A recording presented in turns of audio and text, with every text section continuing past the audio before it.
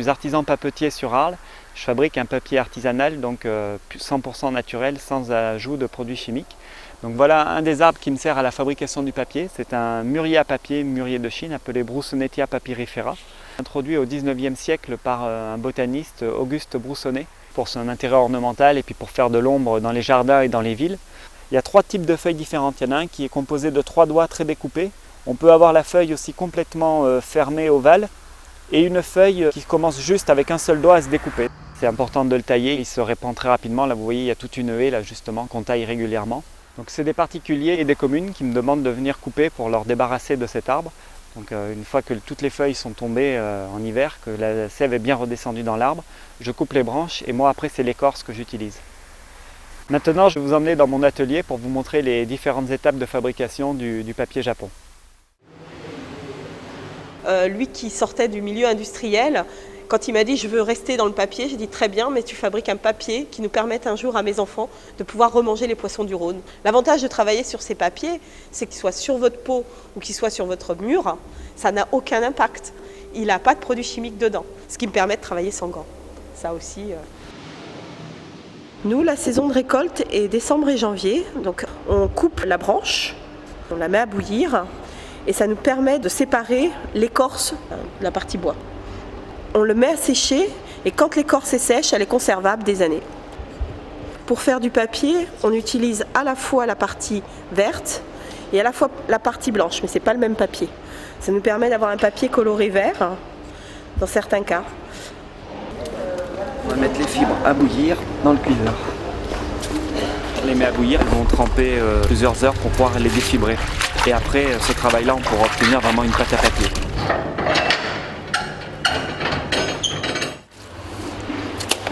Ça, c'est que du mûrier à papier.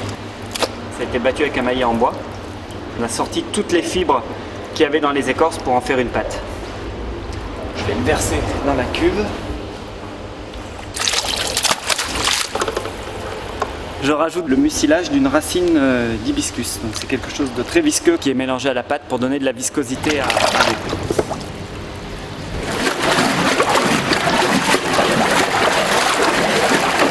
Là c'est une étape assez importante pour bien démêler toutes les fibres, pour avoir quelque chose de bien homogène.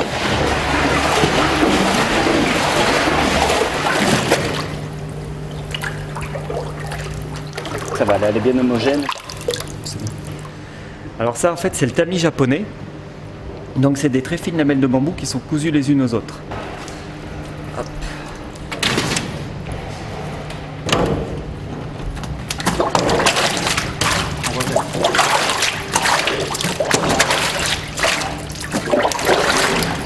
Là je fais courir la pâte sur le tamis. En fait les fibres s'orientent dans le sens de la vague, ça donne plus de résistance au papier.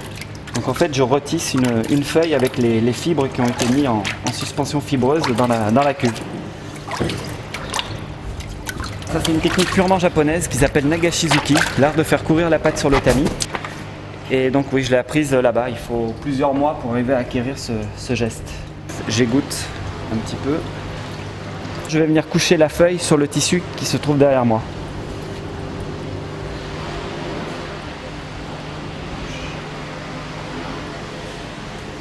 Maintenant, je vais relever le tamis en bambou et la feuille restera collée sur le tissu. On arrive à une gamme très étendue de papier, on a à peu près 50 types de papiers différents. Le papier Japon est connu en France pour la restauration des documents anciens. C'est un papier qui est hautement résistant et qui permet donc de doubler des ouvrages et de pouvoir lire à travers. Donc ce papier est un papier mélangé paille de riz de Camargue et mûrier à papier. Donc ça lui donne la souplesse et en même temps un graphisme. Et du coup, ça a servi par exemple à l'impression dans une maison d'édition locale. Ce papier, on l'a froissé parce qu'on appelle ça un papier tissu. On brise la fibre un petit peu, mais ça nous permet de le passer dans une machine à coudre. Et donc c'est porté. Vous avez des vestes, vous avez voilà, tout est faisable avec un pantalon. Donc là, il y a une collection qui est en train de se développer avec un lycée professionnel là-dessus. Ça va être fait par des jeunes pour être porté par des jeunes. Quand on commence une nouvelle œuvre ou qu'on travaille, il faut quand même avoir une certaine conscience de qui on implique dans notre travail.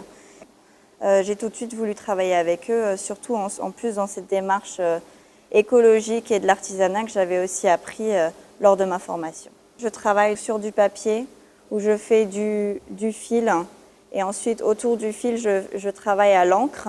Là, je vais pouvoir intégrer directement le fil dans le papier pour éviter de le faire passer à travers.